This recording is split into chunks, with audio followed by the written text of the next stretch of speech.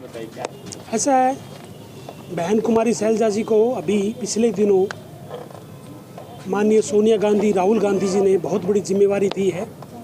Congress party की एक ऐसी टीम जिनमें नाम मात्र के लोग होते हैं, जो कि कांग्रेस की जितनी भी नीतियां हैं देश में, वो सब कांग्रेस पार्टी की जो नीतियां बनती है, किसको क्या कार्यभार देना है, कहाँ किसकी ड्यूटियां लगानी है, जो मेन फैसले लिए जाते हैं, उस कमेटी में CWC में बहन कुमारी शैलजा जी को कार्य समिति में लिया गया है। उसी उपलक्ष्य में पूरे हरियाणा में बहन जी के अभिनंदन समारोह किए जा रहे हैं। तो हमने भी हिसार के होने के नाते, हिसार की बेटी होने के नाते, हमने भी बहन जी से रिक्वेस्ट की थी कि आप यहाँ हमें भी समय दें, लेकिन बहन जी ने कहा था घर में कोई स्वागत की ज़रूरत नहीं होती।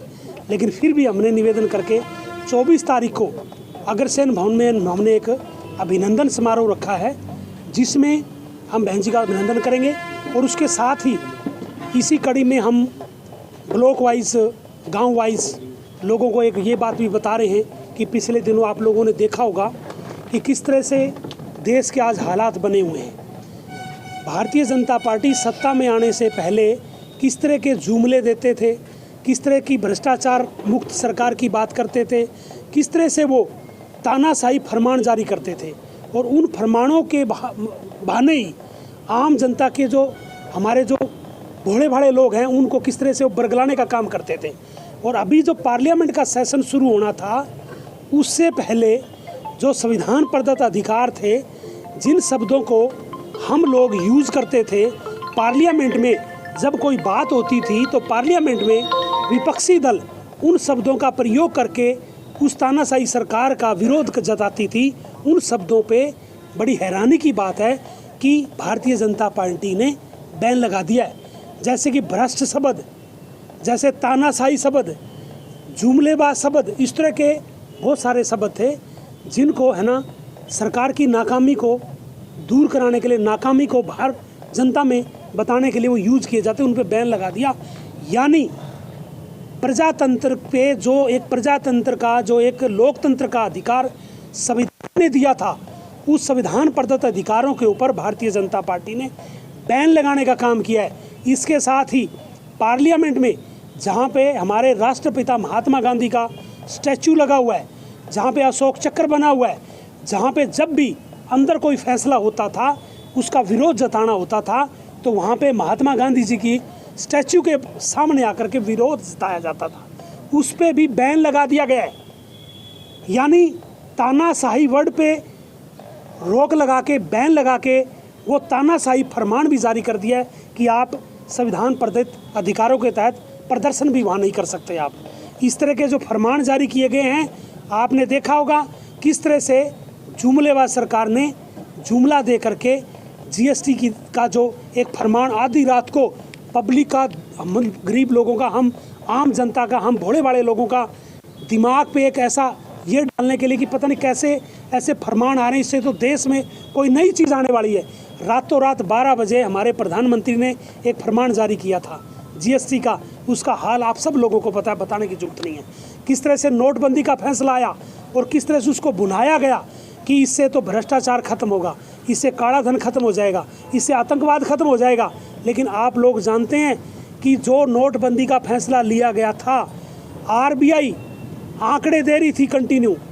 अब जब 99 पॉइंट समथिंग जो मनी, जो पब्लिक में पैसा था, वो जब वापस डिपॉजिट हो गया, सरकार ने देखा कि ये तो कहीं 100 से भी ऊपर का आंकड़ा पार होगा, भी 100% जो पब्लिक में जो पैसा था उससे भी कहीं ज़्यादा पैसा बैंकों में जमा ना हो जाए, कहीं सरकार की भद ना पिट जाए।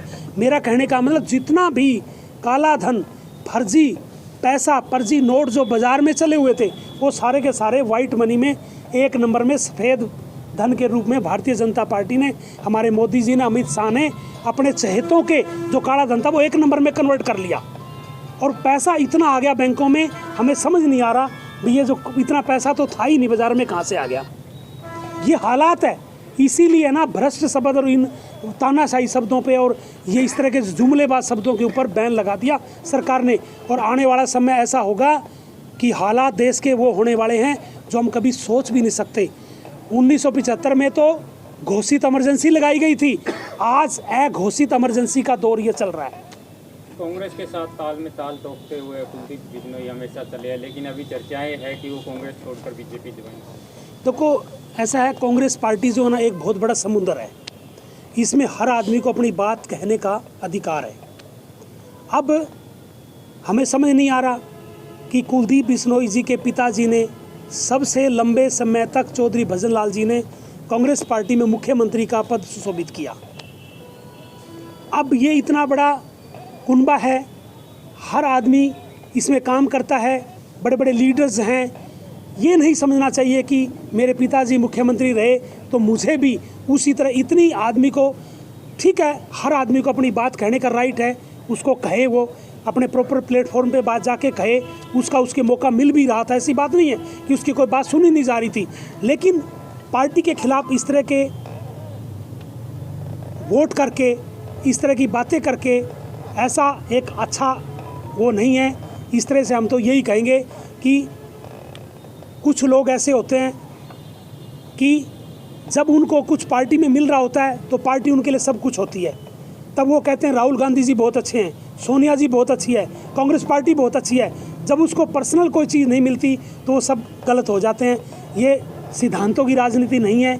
मैं तो ये कहूँगा कि आज बल्कि पार्टियों में है ना, सिद्धांत नाम की चीज़ें धीरे धीरे समाप्त होती जा रही है। गिने चुने लोग पार्टियों में बचे हैं जो कि सिद्धांतों की राजनीति करते हैं, सिद्धांतवादी राजनीति करते हैं। तो सिद्धांतों से बाहर अगर कोई आदमी जाएगा तो ऐसा ही होगा। कुमारी शैलजा का जो अध्यक्ष पद का कार्यकाल रहा है, पूरे कार्यकाल में संगठन का विस्तार नहीं हो पाया, लेकिन अभी जैसे ही नए प्रदेश अध्यक्ष जो नियुक्त की गए हैं तो संगठन का विस्तार जो है लगातार शुरू है। कहीं चुनाव प्रभारी बना दिए जाते हैं, कहीं अन्य जो पद है जैसे अभी, शायद आपको इस बात का शायद मेरे ख्याल से नॉलेज में नहीं होगा कि जो प्रभारी बनाए गए हैं, बहन कुमारी शैलजा जी के समय में भी हर ज़िले के प्रभारी ऑलरेडी बनाए हुए थे, इवन ब्लॉक लेवल के भी बनाए हुए थे। हमारे ब्लॉक के बैठे हैं शैलेश वर्मा जी, पूर्व विधायक श्री जयेंद्र वर्मा जी के बेटे, उकलाना ब्लॉक के अध्यक्ष थे ये यहाँ के। और इसी तरह यहाँ पे हमारे होशियारी लाल जी हिसार के वो इंचार्ज थे। हर ज़िले मुझे भी 3 जिलों का इंचार्ज बनाया हुआ था, भिवानी, महेंद्रगढ़ और दादरी का मैं 3 जिलों का इंचार्ज था, जो कि अब है नए अध्यक्ष बने हैं, उनको अपना अधिकार है, वो अपने अकॉर्डिंग यहाँ अध्यक्ष अपॉइंट करेंगे, क्योंकि नई वो सिस्टम जो बनेगा। तो पहले भी इससे बढ़िया काम चल रहा था और अब भी बढ़िया चल रहा है और आगे भी और बढ़िया चलेगा। कुलदीप बिश्नोई अगर इस्तीफा देते हैं तो उपचुनाव होना है, तो कांग्रेस किस कैंडिडेट को आदमपुर से हल्के से उतार? देखो कांग्रेस पार्टी का हाईकमान इस चीज़ को अपॉइंट करता है और जिस भी कैंडिडेट को उतारेंगे बढ़िया ही कैंडिडेट उतारेंगे, जिसको भी उतारेंगे। अभी हमने उकलाना का जो ब्लॉक है वहाँ मीटिंग की, हमने अग्रवा में की। इसी तरह पूरे हिसार ज़िले के अंदर है ना अलग अलग टीमें बनी हुई है, उनको अलग अलग से एक बनाई हुई है हमने टीम को, हर ब्लॉक में जा के और निमंत्रण दे रही है। इसी कड़ी में जैसे हमने उकलाना में मीटिंग की, वहाँ करीब अपनी इच्छा से लोगों ने कहा कि हम गांव-गांव से खूब लोग आएंगे। इस तरह अगरवा में भी सैकड़ों की संख्या में लोग, उन्होंने कहा कि हम सैकड़ों गाड़ियाँ लेके अपने अपने गाँव से आएंगे। और उसी आह्वान पर अब यहाँ आए हम, तो मैं तो निवेदन करूँगा मीडिया के भाइयों से भी इस बात का भी हमारी तरफ से भी आह्वान करें कि बहन शैलजा जी का वहाँ अभिनंदन हो रहा है, सब लोग वहाँ पहुँचे 24 तारीख को 10 बजे।